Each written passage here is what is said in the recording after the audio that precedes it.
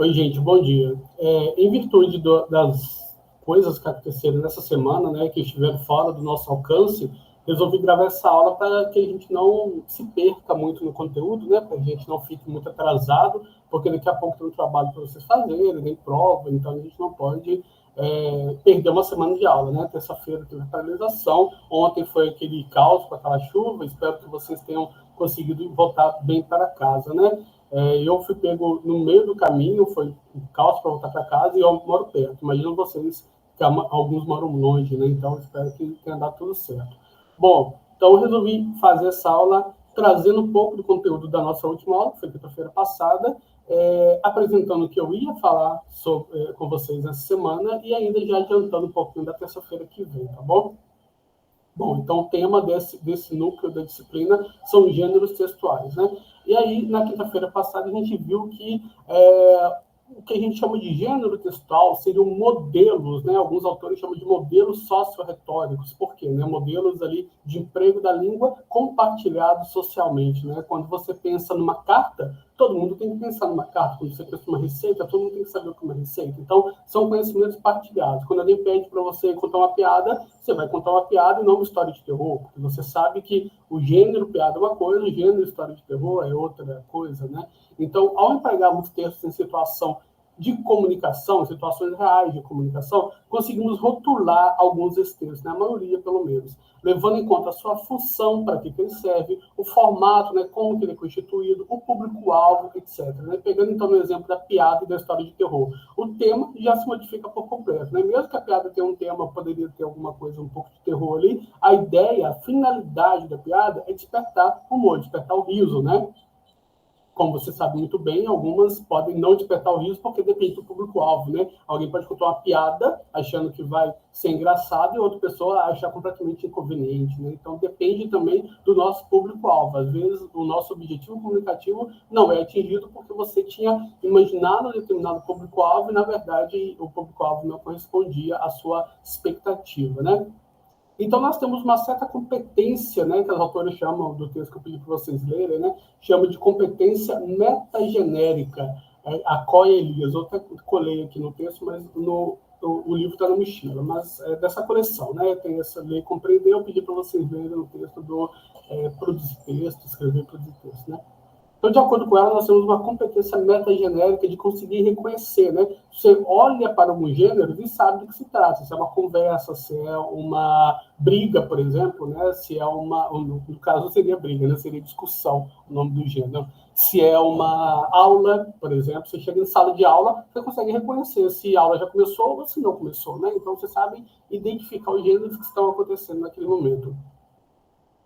E aí, como a gente tem essa competência metagenérica, a gente também, em reconhecer os gêneros, a gente também consegue adequá-los, né, na situação de comunicação. E aí, o exemplo que eu dei é você não contaria uma piada, né, no velório, nem daria uma aula em mesa de bar, por exemplo. Né? Então, nós sabemos como nos comportar socialmente por meio desses gêneros textuais. Né? E aí eu trouxe para vocês algumas reflexões, já adiantando a aula, né? Trouxe ali vários exemplos de gêneros, a redação do Enem, por exemplo, uma placa de advertência, um poema. Tem gente que até fala que poesia é um gênero, né? Não, na verdade não é. O gênero é o poema, né? O poema detém poesia, então é como se a poesia fosse essa qualidade artística por trás do poema, porque um texto de outra natureza poderia ter poesia também.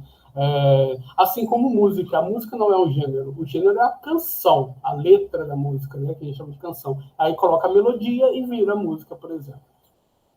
A notícia é que entram vários, né, gêneros ali no âmbito jornalístico, a lead, que é essa subnotícia que vem embaixo da manchete, a manchete já é um gênero, a reportagem é um gênero, né, o artigo de opinião é um gênero, os classificados de jornais são gêneros, as embalagens de medicamentos, de produtos, né, os rótulos em geral, uma receita médica, uma consulta médica, entrando para o âmbito mais do âmbito oral, é um gênero, e uma receita aqui também de bolo de chocolate, por exemplo, né? E aí eu pedi para vocês refletissem, né? Se não existisse o gênero do discurso, e se não os dominássemos, né? Se tivéssemos de criá-los pela primeira vez no processo da fala, se tivéssemos de construir cada um de nossos enunciados, a comunicação verbal seria quase impossível, porque a gente não teria fórmulas, né, quase que ritualísticas de comunicação. A gente viveria sempre tendo de reinventar uma nova forma ali para cumprir determinados objetivos. Então, os gêneros acabam facilitando a nossa vida, né? Como diz o Marcuse, que quando você domina o gênero, você domina uma determinada ação social. Então, se eu quero aprender a dar aula, eu tenho que dominar o gênero aula expositiva, por exemplo, né? Se eu quero aprender a fazer pelo menos escrever uma receita, a gente pode seguir uma receita e não fazer uma comida boa, por exemplo, né? Mas se você consegue produzir o gênero receita, é porque você está conseguindo ensinar alguém alguma coisa. Você tem que ter aquele conhecimento prévio, né? Então, eu falei, né? Imagine se você tivesse de inventar um modelo de uma redação sempre que tiver de escrever um texto para defender algo, né? E aí que vem aqueles modelinhos, né, de escola e tudo mais, que inclusive eu acho até exagero, aquela coisa muito focada no Enem, né? Inclusive, alguns de vocês eu pedi para fazer aquele parágrafo e tiveram dificuldade porque estavam muito ali focados no Enem. A ideia é que agora no curso superior, produzindo outros tipos de gênero, né? Inclusive na minha disciplina vocês já vão fazer isso, vocês consigam se desvencilhar um pouco daquela coisa formulática que a escola ensina, né?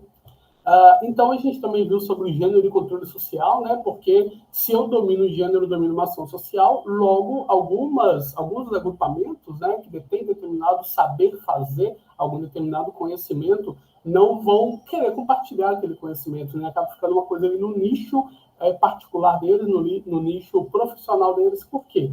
Envolve a questão econômica, né? Se eu tenho um determinado conhecimento e você precisa desse conhecimento, você vai me pagar para que eu consiga ensinar ou fazer para você, né? Então, os gêneros são atividades discursivas socialmente estabilizadas que se prestam aos mais variados tipos de controle social e até mesmo ao exercício do poder, né? Dominar um gênero consistiria no próprio domínio da situação comunicativa. Então, por exemplo, existem, obviamente, alguns gêneros que não podem ser produzidos por todos.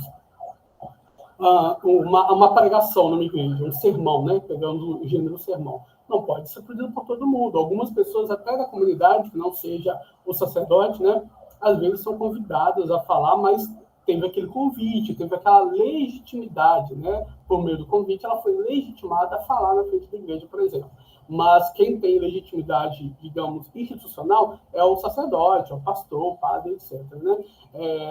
Da mesma forma, quem é capaz de produzir uma sentença judicial condenando e inocentando alguém é só o juiz. Nem são todos os juristas, né? Aquele que vai lá, estuda, passa um concurso público, é empossado como juiz, aí ele sim pode analisar um processo e produzir uma sentença judicial, né? Ou pelo menos assinar uma sentença judicial. E como é que a gente separa os gêneros, né? O Mikhail Bakhtin, que foi um filósofo da linguagem russo, foi um dos primeiros a apresentar essa diferença para a gente, até a gente ainda emprega de tão interessante que foi a proposta, né? Os gêneros vão se diferenciar pela composição, ou seja, as partes que constituem o gênero, né? Então, por exemplo, a receita que tem lá, a primeira parte de ingredientes, depois de modo de preparo, né?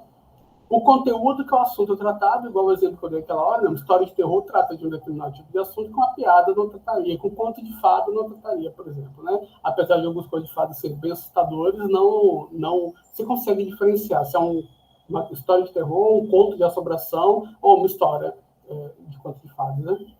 E o estilo é a forma de produzir o texto. Já que eu dei o exemplo do guarda da piada, pense aí sozinho na sua casa, né? Ou onde você estiver.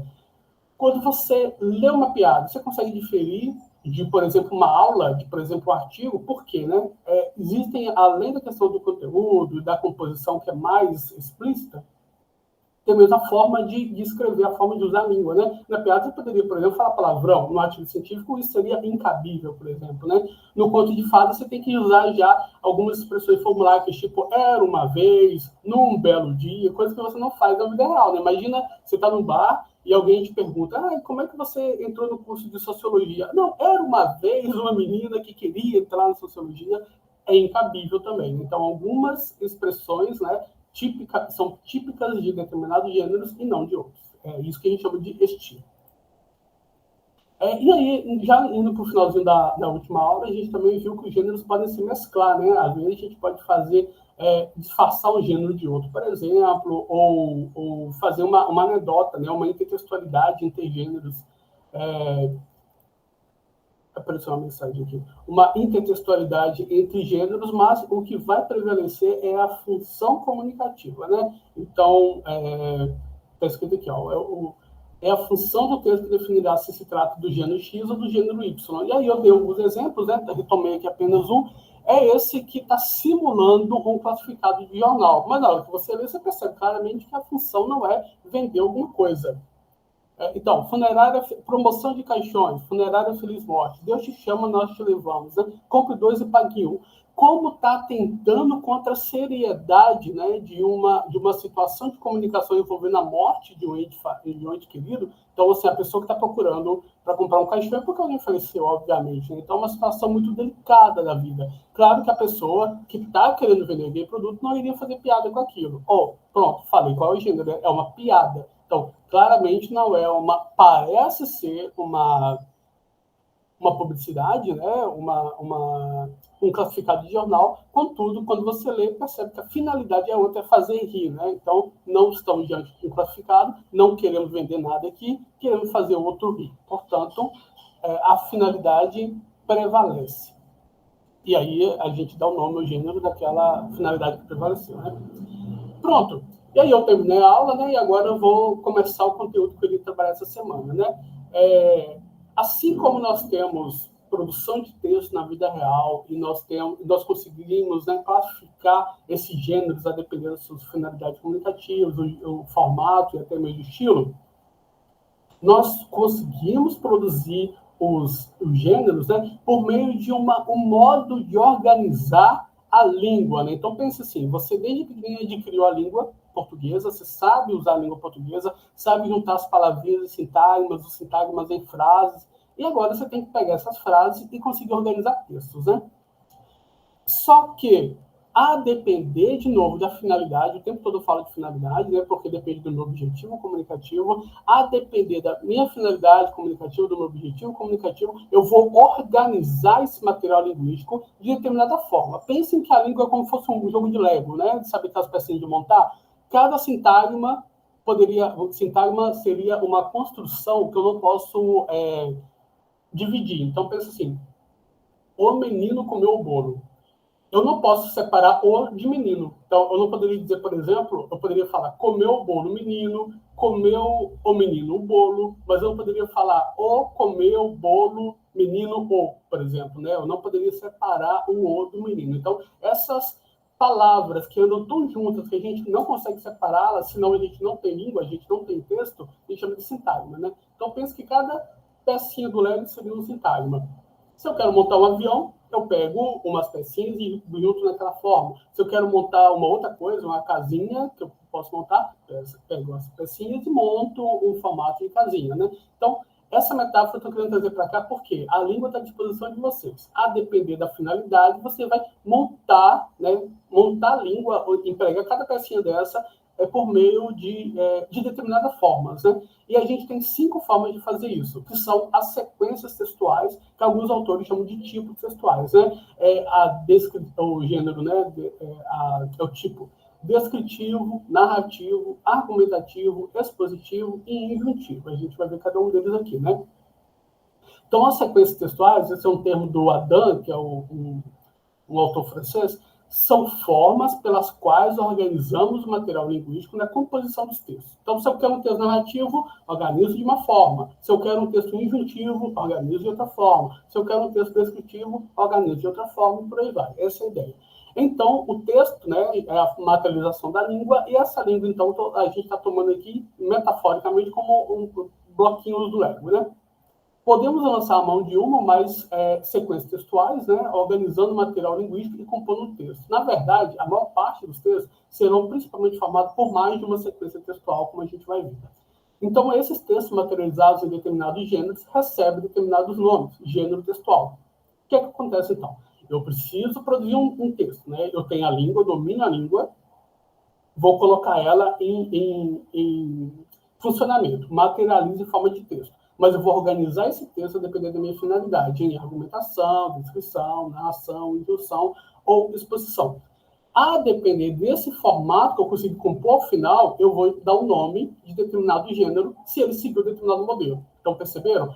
Os gêneros são inúmeros. A cada vez, como eu falei para vocês, né, a cada vez que novas realidades sociais, novas ações sociais surgem, surgem novos gêneros. Então, por exemplo, o Twitter. Não existia o gênero tweet antes. Começou a ter o Twitter, pronto. Aí depois teve o gênero tweet. Não existia o WhatsApp, passou a ter mensagem no WhatsApp. Voltando mais ainda, década de 80, não existia forma de mandar mensagem pelo telefone. Passou a existir o celular começou a ficar aí, não 80, mas 80, início de 2000, começou a ficar popularizado, surgiu o SMS, né, que é a mensagem automática de texto ali, mensagem instantânea de texto. Mensagens existiam antes, mas não naquele formato, não com aquela funcionalidade, né? Então, novos gêneros surgem atrelados a novas ações sociais. Contudo, os tipos textuais sempre existiram dessa forma e sempre vão continuar a existir. A gente não vai encontrar outro. Pode até ter uma denominação teórica diferente, mas narrativa, desde que o homem se entende por gente que contava as histórias das caças antigamente, era narração, né? Então pensa aí nos períodos pretéritos da história, da pré-história, por exemplo, quando se contavam as grandes aventuras dos marinheiros ou dos heróis da mitologia clássica, era narrativa. É a mesma narrativa que você emprega para contar que você está vindo ao mercado e se deparou com alguém que você conhecia. São os mesmos preceitos por trás daquilo ali. Então, as sequências textuais se mantiveram, são apenas 5. Os gêneros são abertos, eles podem desaparecer, podem novos nascer, tá bom? Então, continuando, essas são as sequências textuais, né? Então, as sequências textuais são limitadas, ao contrário dos gêneros são limitados, né? E aí nós temos narrativa, que é a sequência predominante em histórias, principalmente, né? Por meio de verbos que implicam mudança de estado e ações, conta-se diferentes fatos envolvendo personagens. Então, eu tenho normalmente o narrador, né?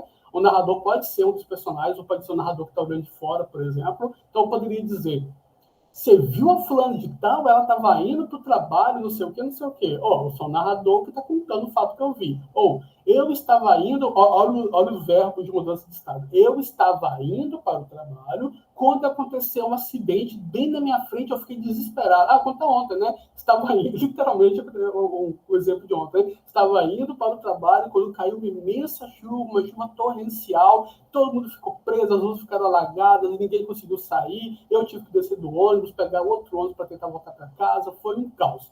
Tudo que eu fiz agora foi contar uma narrativa, né?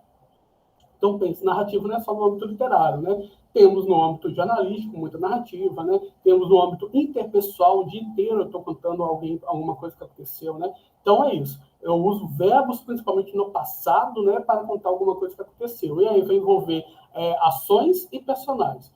E a descrição, né, a sequência descritiva, é a apresentação de características de um lugar ou ser por meio de verbos estáticos, né? Então, o verbo ser, ficar, parecer, esse verbo de ligação. Então, por exemplo, a chuva de ontem era torrencial. A chuva ficou muito forte. Então, quando eu descrevo uma ação, digamos, eu faço um recorte da realidade, tiro como se fosse um retrato daquilo ali, eu estou usando um gênero descritivo, né? Notem que durante a minha narrativa eu fiz uso da descrição, porque eu falei da rua alagada, falei da chuva torrencial. Então, a descrição pode estar dentro da narração para me ajudar a entender como está o cenário, como estão as pessoas. Então, pense numa história, está lendo lá uma história do Harry Potter, e aí para contar como é que é o jogo de quadribol, ou como é que era o castelo de Hogwarts, né? Então ele vai descrever as paredes eram assim, os caminhos, os corredores, as escadas mudavam de lugar. Isso tudo é descrição dentro da grande narração, né, que a autora estava empregando. Então a gente usa muito adjetivos e advérbios, principalmente, né, justamente para aderir, né, classificar, qualificar os seres do mundo. E a injunção, né, a sequência injuntiva, é a interpelação do interlocutor, chamando sua intenção por meio de perguntas, ordens, pedidos, etc. Então, pense assim, se eu falar, faça isso para mim, estou dando uma ordem, não é uma narrativa, não é uma descrição. Eu poderia até explicar a descrição, o que ele deveria fazer nessa ação que eu estou pedindo para ele fazer para mim, mas o principal é pedir alguma coisa. Então, ordem, pedido, chamada de atenção. Então, tem a placa lá, silêncio. É o modo injuntivo, né? A sequência textual injuntiva. Então, é quando eu estou querendo interpelar o interlocutor.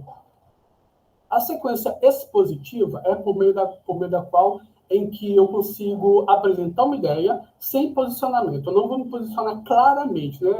A gente entende que sempre que eu digo alguma coisa, eu estou me posicionando, né? Se eu falar a chuva torrencial, pronto, eu estou achando a chuva torrencial. Alguém poderia pensar, poderia dizer que a chuva foi forte, mas não chegou a ser torrencial, por exemplo, eu não entendia dessa forma. mas foi realmente uma tempestade, né? Acho que todo mundo chegaria nesse denominador comum. Então, eu posso falar de uma forma menos marcada ou mais marcada. Se é menos marcado, é expositivo. Se é mais marcado, é argumentativo, né? Porque apresenta uma ideia por meio de um posicionamento claro. Então, se eu digo assim, por exemplo, a praia de Caraí fica em Niterói. Não tem um posicionamento claro, né? Eu estou afirmando uma coisa da realidade. Então, expositivo. Mas se eu digo assim, a praia de Caraí é a melhor praia de Niterói. Quem é que está dizendo que é a melhor praia? Sou eu que estou dizendo. Outros poderiam discordar, por exemplo, né? Então, já é argumentativo. Se é um denominador comum, expositivo. Se é algo pessoal, que demandaria problema, né? Argumentativo. A gente já viu isso quando você tiver que escrever aqui parágrafo, né? E aqui temos alguns exemplos. Lá no texto de vocês tinha alguns exemplos. Eu achei uns textos muito interessantes, né? Aquela lá sobre cores, vocês leram? Falando que as mulheres têm predileção pela cor vermelha e rosa por uma questão evolutiva. Um estudo de umas cientistas britânicas comprovaram, né? Interessante. Depois vocês dêem uma olhada lá se vocês não viram. Então, vou começar a apresentar exemplos de cada tipo, né? Aqui é o descritivo. E aí a descrição também pode ser objetiva ou subjetiva, né? Então, aqui temos uma descrição objetiva numa publicidade de uma universidade, né? Porque era tulipa, aí dizia assim, uma flor. Para a pessoa comum é uma flor, mas para o especialista é muito mais. É uma tulipa do gênero Angiosperma, da família das Liliáceas, são originadas da Ásia Central, possuem cerca de 100 espécies com cores e formas variadas. A folha pode ser oblonga, ovais ou lanceoladas. Sua flor é formada por 6 pétalas. Qual é o gênero, qual é o tipo predominante aqui? O gênero é o anúncio publicitário, porque é uma propaganda de uma universidade, curso de biologia de uma universidade. Mas qual que é a sequência predominante, então? Né? Às vezes eu estou usando sequência e tipo, tá? Mas são termos intercambiáveis. São esses 5 que a gente viu. Está predominantemente aqui, está usando predominantemente o descritivo, né? Por quê? Está falando que a tulipa é do gênero tal, da família tal, originário de tal lugar, possui pétalas no formato tal. Então, isso é uma descrição objetiva. Contudo, a descrição também pode ser subjetiva. Eu poderia falar, essa tulipa é uma flor muito feia. A tulipa é feia. É uma descrição, mas é subjetiva. Aqui tem outro exemplo. Ó. Sua ação foi ridicularmente descabida. Apesar de ter esse ar de argumentação, eu estou fazendo uma descrição. Seria uma descrição que trabalha para a argumentação, né? Porque eu estou classificando, estou descrevendo a ação que foi ridicularmente descabida, né? Um adjetivo e um advérbio aqui, ridicularmente. E aí alguns autores até falam, né, que alguns advérbios, alguns adjetivos têm até um contínuo, né? Do menos subjetivo para o mais subjetivo, né? Ou do mais subjetivo para o mais subjetivo. Tipo, homem alto, homem feio, homem tagarela. Homem alto é mais objetivo, e mesmo assim ela altera, né? Para mim, o homem alto é mais alto que eu, mas para uma pessoa mais baixinha, talvez eu seja um homem alto, por exemplo, né? Então também é subjetivo. Homem feio também é muito subjetivo. O que é feio, o que é beleza, né? E o homem tagarela é mais subjetivo ainda, né? Será que o que significa homem tagarela? Não pode falar nada, ou é aquele que exagera, né? Etc. Então, eu percebo que tem até um contínuo, né, gradativo aí, entre os adjetivos mais objetivos e mais subjetivos. E a narrativa, né? Trouxe para vocês aqui alguns elementos básicos da narrativa, né? De acordo com o Medeiros de Lobão, de uma apostila do CCEG. Inclusive, vocês vão ler um capítulo de uma apostila do CCEG na próxima aula, né? Então, o que apresenta na narrativa? O que aconteceu, né? Então, o fato corresponde à ação que vai ser narrada e que normalmente aconteceu. Quando o tempo, né? Indica em que tempo, linha temporal isso aconteceu, onde que é o lugar, com quem os personagens, por que a causa, o como, o modo como aconteceu, né? O logo, as consequências, né? Normalmente fábulas costumam ter muitas, uma narrativa que tem uma consequência justamente para dar aquele ar de moralidade, né? Então a fábula da raposa e as uvas, né? A raposa tentou pegar as uvas, não conseguia, aí depois saiu falando que as uvas estavam verdes, né? Ou seja, uma coisa que a gente pode usar até hoje, né? Quando a pessoa quer alguma coisa e não consegue, começa a falar mal daquela coisa, por exemplo, né? E quais são as partes do texto argumentativo? Do texto narrativo? A apresentação, né? A apresentação dos elementos, quem são os personagens, cenário, tempo, né? O desenvolvimento, e aí tem uma origem do conflito, as narrativas típicas têm a origem do conflito, tem um conflito, né? Aquele famoso percurso do herói, né?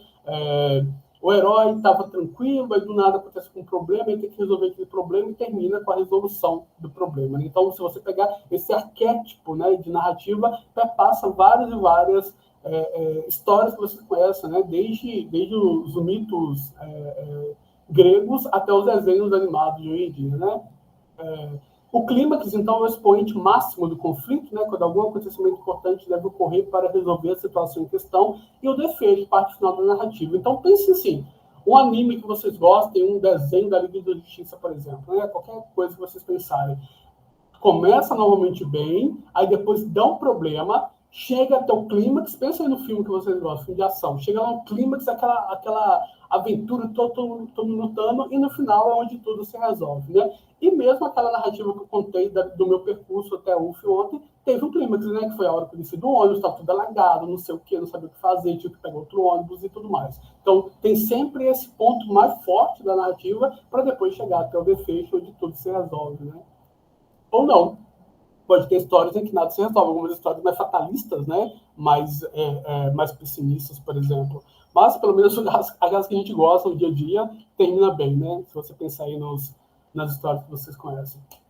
E pronto, e aqui temos mais os outros 6 tipos, né? Eu acabei pegando algumas propagandas e textos sobre cigarro, que aí acaba tendo um fio condutor, né? Então, por exemplo, injuntiva, perigo, não fume. O que é o não fume aí, né? Não está descrevendo nada, não está argumentando nada, não está expondo nada, está fazendo um pedido, né? Está dando uma ordem, na verdade, porque ali é para não fumar. Então, não fume, injuntivo. Estou interpelando muito o interlocutor.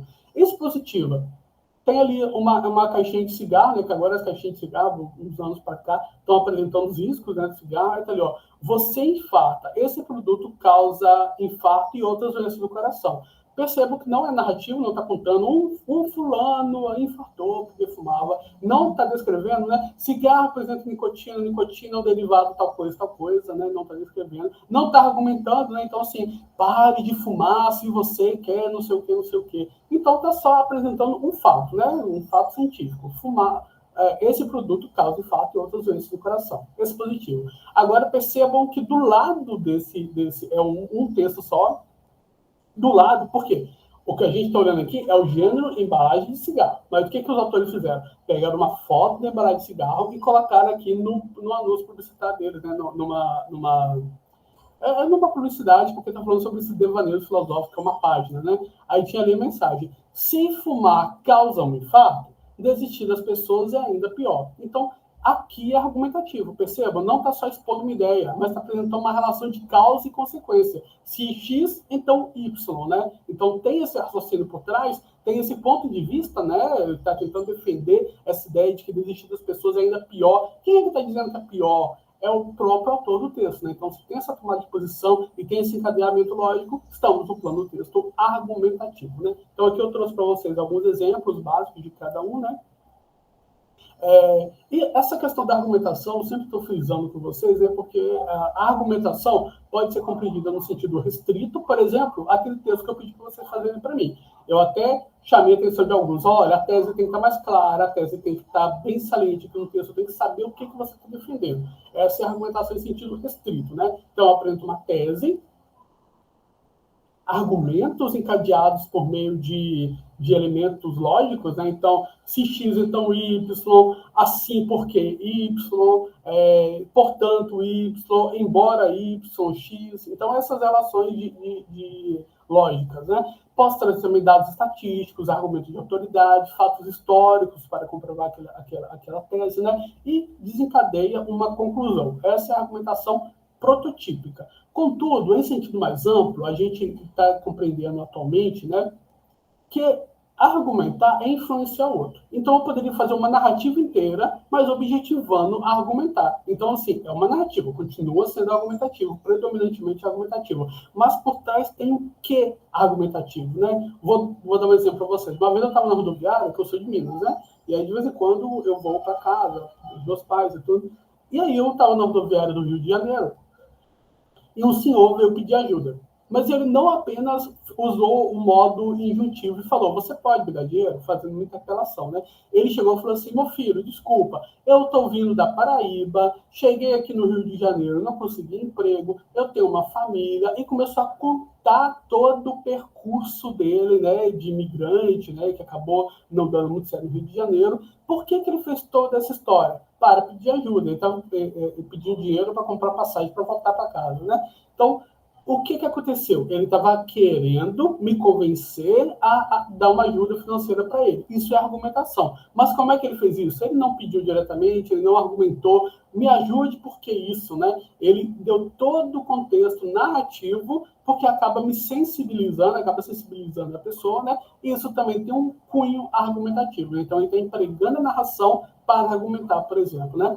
Então, a argumentação em sentido amplo, mais aberto, pode ser entendida como força a levar, por meio dos textos, né, o destinatário a concordar com as ideias do denunciador, ou ser levado a experimentar, experienciar alguma emoção, ou ser levado ainda a fazer algo. Né? Foi nesse caso. Me levou a sentir compaixão para ir fornecer uma ajuda financeira. Né? Assim, se eu influencio o meu interlocutor em alguma medida, eu estou realizando uma argumentação em sentido amplo. Tá?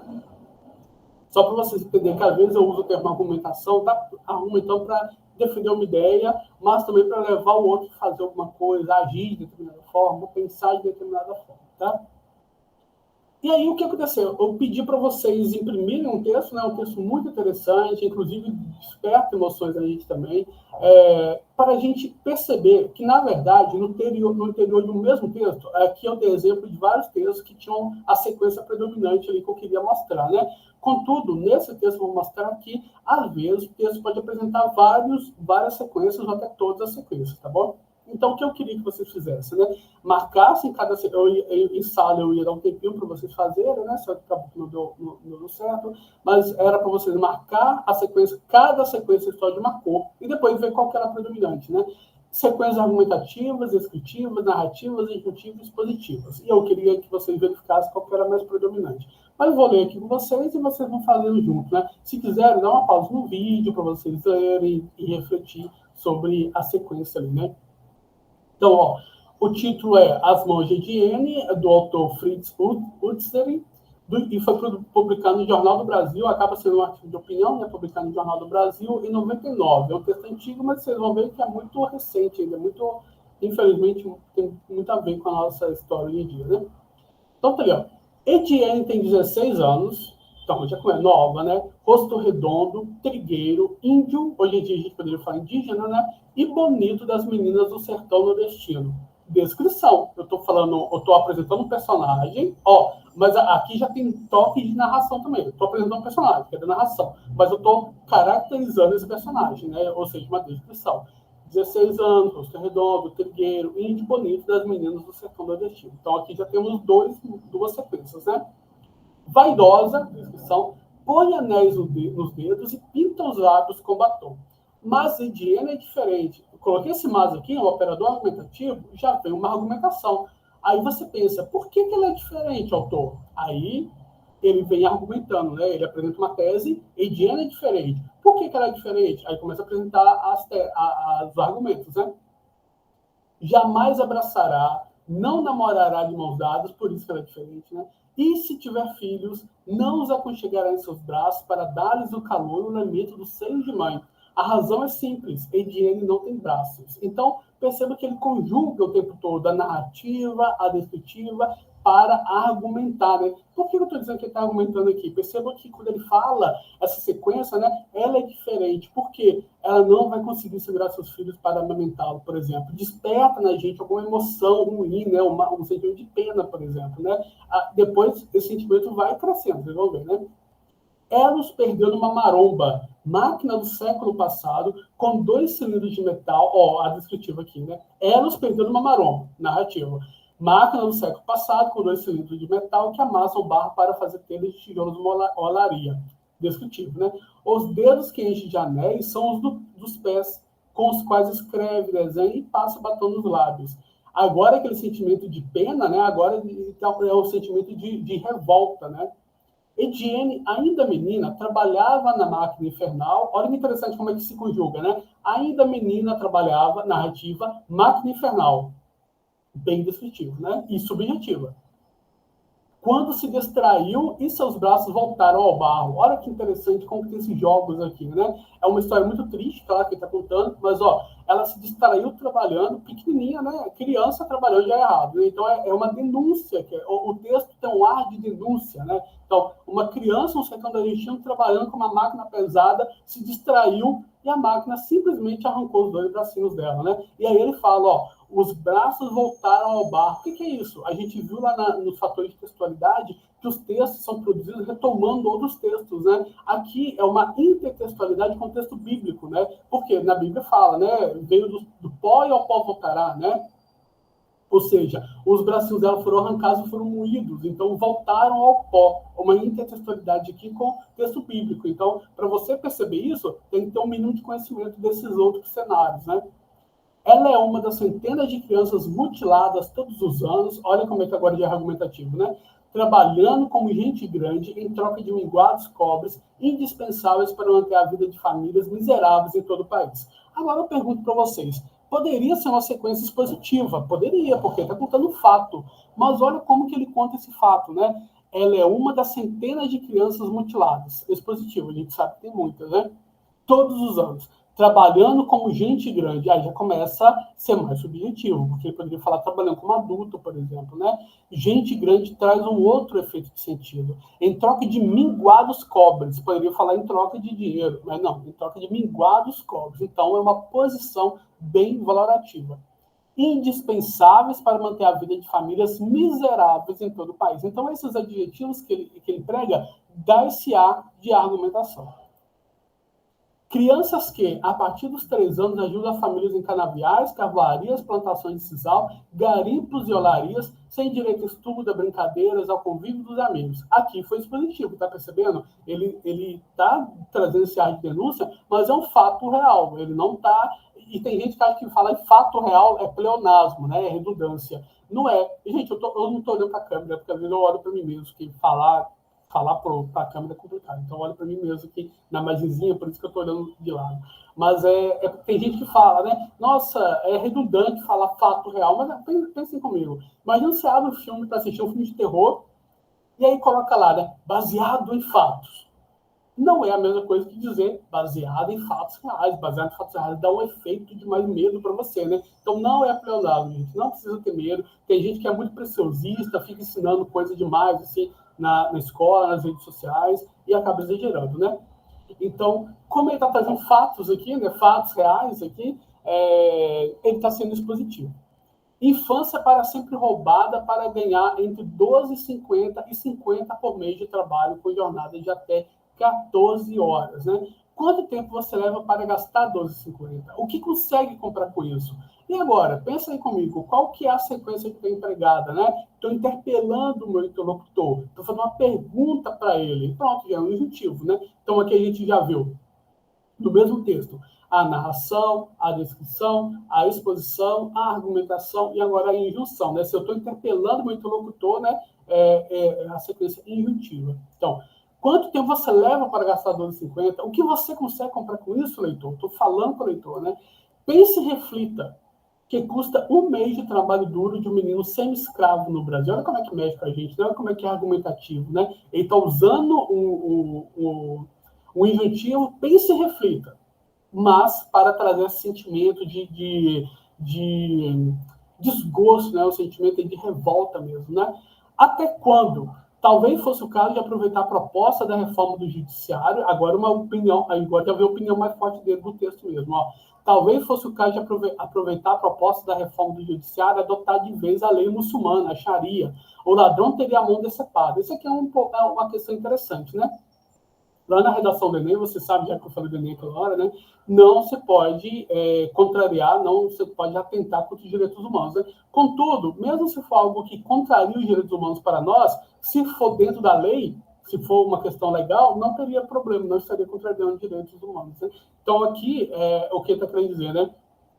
Para a gente é um absurdo. Né? A gente não aceitaria de forma alguma. Né? O ladrão tem a mão decepada, por exemplo. Né? A pessoa tem que ser presa, todos aqueles... para tentar voltar para a sociedade, digamos assim, né? Só que ele está falando da lei muçulmana, de outro país, de outra cultura. Para eles, É legal, para eles não é atentado contra os direitos humanos, estão percebendo como que essas questões culturais estão sempre em conflito, né?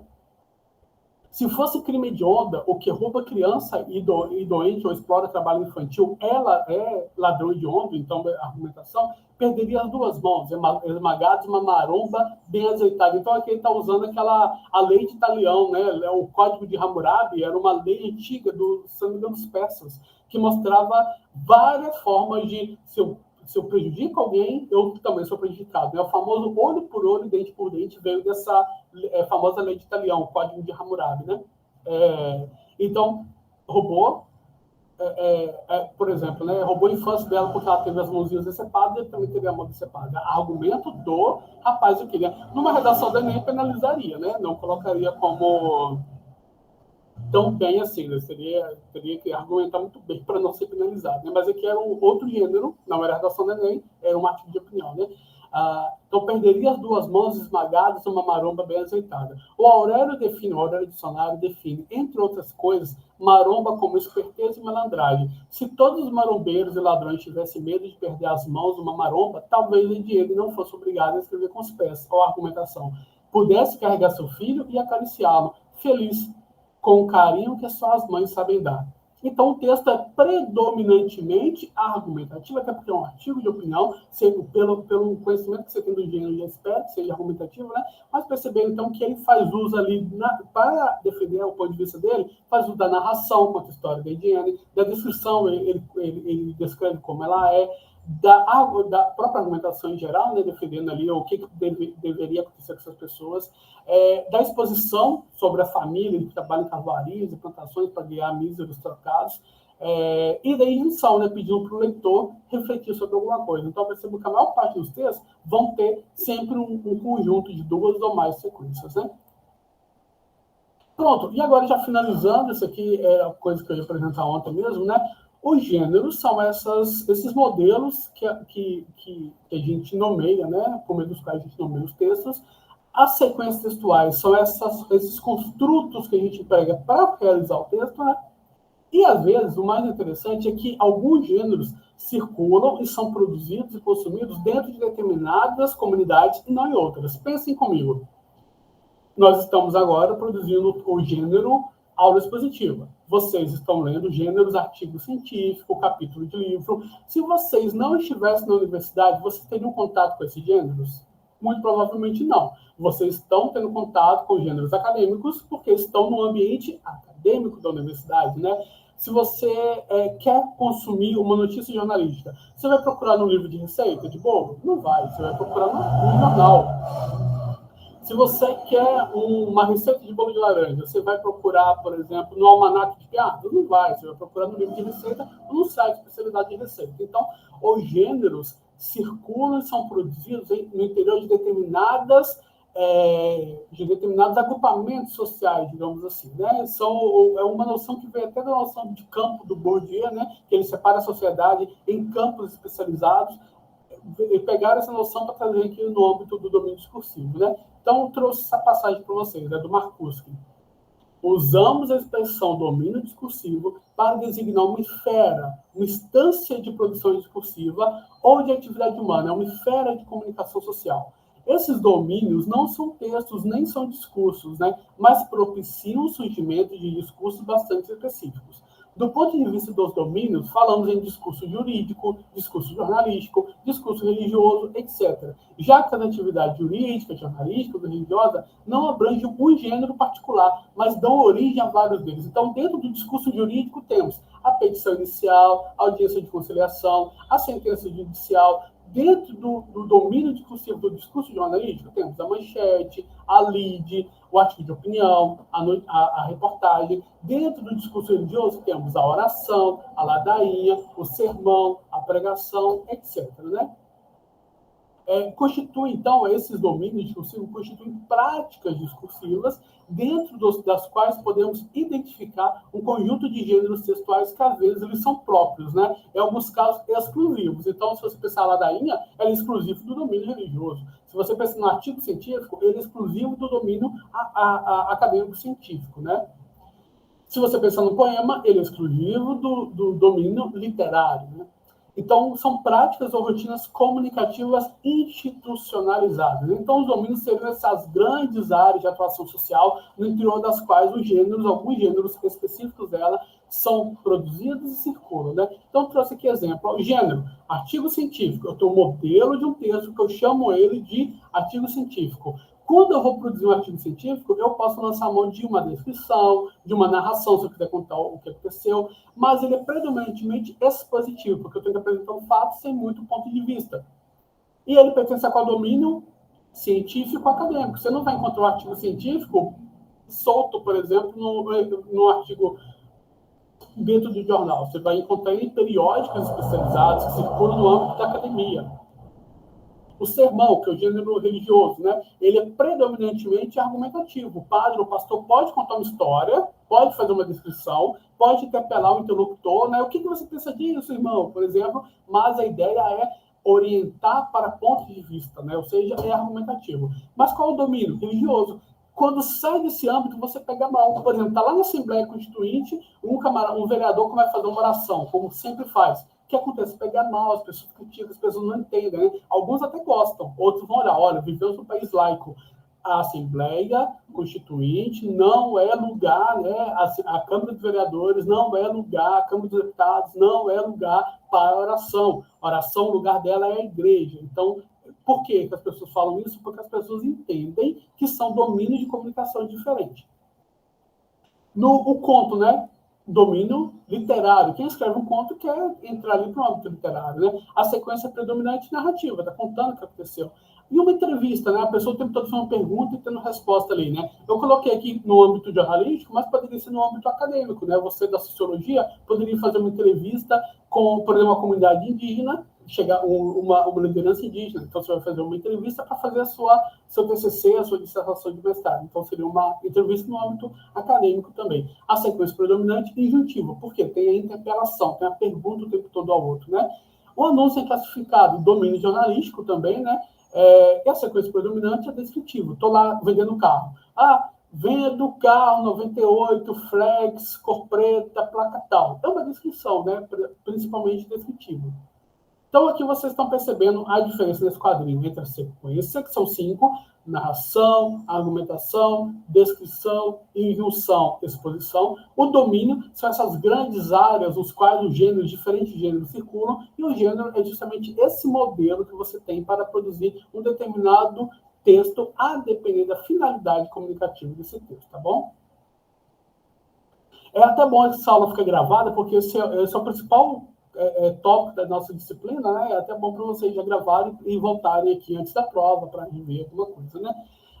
Então, o nosso âmbito específico, nós estamos tratando do discurso acadêmico-científico. Eu vou ensinar para vocês a produzir gêneros do discurso acadêmico-científico, né? Então, esse discurso científico acadêmico abarca os gêneros que são produzidos, circulam e são consumidos no âmbito acadêmico-científico, nosso âmbito da universidade, né? Dos laboratórios de pesquisa. Então, por exemplo, gêneros escritos: fichamento, resumo e resenha, que eu vou ensinar como faz, artigo científico, que eu vou falar sobre ele, relatório de pesquisa, projeto de pesquisa, tese de doutorado, dissertação de mestrado, trabalho de conclusão de curso, caderno de laboratório, pessoal das exatas, né, faz lá os experimentos e vai anotando tudo passo a passo no caderninho, entrevista, como eu tinha dito aquela hora, formulário, capítulo de livros, pode uma pesquisa, né, artigo de divulgação científica. Então, são vários gêneros escritos. E também nós temos os gêneros orais, né? A comunicação, que é o único gênero oral que a gente vai abordar na nossa disciplina, mas também a palestra, o seminário, a aula expositiva, que é essa que eu estou dando para vocês, a arguição do mestrado, por exemplo, você termina, quando você vai entrar no mestrado, ou quando você termina o mestrado, tem uma banca que vai te arguir, né? Vai te perguntar algumas coisas, né? Sobre aquele seu trabalho. Mesmo a graduação, meus alunos de monitoria, daqui umas 2 semanas, vão passar por uma arguição, né? Vão perguntar para eles sobre o trabalho. Então, é um gênero também. A entrevista, né? Entrevista para ser aprovado no mestrado, por exemplo. Então, alguns gêneros orais do domínio acadêmico-científico também. Para a próxima aula, gente, eu quero que vocês leiam um texto que eu vou deixar junto aqui com a gravação dessa aula, tá? E a gente vai falar sobre os gêneros acadêmicos, né? Fichamento, resumo e resenha, tá? E eu vou pedir uma atividade sobre isso. Eu não vou deixar a atividade ainda, eu vou deixar na semana que vem, para vocês fazerem durante o recesso, tá bom? Então, o que é o fichamento? O fichamento é o primeiro passo de uma pesquisa científica. É literalmente a retirada das principais ideias de um texto para facilitar e organizar a pesquisa científica. Por quê? Durante a investigação, você lê muito artigo, lê muito texto. Às vezes você pensa, nossa, está escrevendo lá o seu texto, o TCC, e pensa, nossa, mas eu já li isso em algum lugar, onde é que eu li? O fichamento, no fichamento você consegue chegar lá e procurar de maneira mais rápida aquela informação que você tenha julgado relevante, né? Ao invés de ter de voltar em todos os textos e artigos que você leu. Imagina, seria muito contraproducente. Então, o fichamento é uma página que você abre no Word, né? Se chama fichamento porque antigamente era literalmente ficha manual, mas agora você abre uma página no Word e resolve, né? E aí você vai copiar as partes do texto, literalmente passar para cá, colocando a fonte, né? Colocando o autor, a data e a página, para facilitar o seu trabalho. E o resumo? O resumo é uma paráfrase do texto principal, né? Então você não vai copiar literalmente, você vai apresentar uma síntese das ideias de um texto. Então, você lê um artigo tal, aí escreve meia página sobre aquele artigo para você saber do que se trata, e depois você pode usar aquele resumo já no seu texto final, né, um TCC. Então, esses gêneros aqui, o fichamento e o resumo, servem, né, eles propiciam uma rapidez, uma metodologia de estudo, né, de escrita de textos acadêmicos mais complexos, como o TCC, ou uma iniciação científica, um relatório de iniciação científica, uma dissertação de mestrado, tá? O resumo, ele é um termo ambíguo aqui, né? Ele pode ser tanto essa síntese de ideias de um texto, ou a gente pode chamar de resumo acadêmico, aquela partezinha que vem no início do artigo, do TCC, da monografia, né? Em que apresenta a síntese da pesquisa, né? Então, é o gênero acadêmico em si que a gente vai ver na próxima aula. E a resenha é o gênero mais complexo que a gente vai ver nessa aula, a gente vai aprender a fazer, né? Porque a resenha é apresentar uma obra, ou seja, né, realizando uma síntese dela, então você precisa do resumo, mas você apresenta um ponto de vista do autor, ou seja, você faz uma análise crítica daquela obra. Então, pense assim, um gênero que vai dando origem a outro. No fichamento, você copia a ideia principal, as ideias principais, né? O resumo, você pega essas ideias principais e explica com a sua própria palavra. Agora, a resenha, você faz o resumo, mas coloca ali uma crítica, né? Uma crítica bem fundamentada. Então, fichamento, resumo e resenha são 3 gêneros diferentes, mas um precisa do outro, e você usa todos eles para elaborar textos mais complexos, como um artigo científico, um TCC, uma monografia, etc. Tá bom? Então, na próxima aula, a gente vai ver cada um deles de maneira mais pormenorizada. Para a próxima aula, então, eu quero que vocês leiam esse texto que vai estar lá no texto, né? Como temos aí o final de semana, vai dar tempo para vocês lerem, tá bom, gente? Então, essa é a aula. Eu acabei falando muita coisa, mas como é gravado, vocês podem voltar e assistir várias vezes, né? Porque seria um compilado de tudo que eu ia apresentar na terça e na quinta-feira para vocês, né? Porque lá na sala de aula a gente acaba conversando e a aula assistente tem que esperar o aluno chegar e tudo mais, tem que ter chamada. Aqui, como é gravado, foi só passando para vocês as informações, né? E aí, mas se vocês forem ouvindo pausadamente, fazendo anotações, vocês vão ver que demanda muito tempo aqui, muito conteúdo que a gente viu hoje, tá bom? Então é isso. Espero que vocês tenham chegado em casa bem e a gente se vê na terça-feira, se tudo der certo, né? Então, bom final de semana para vocês, bons estudos.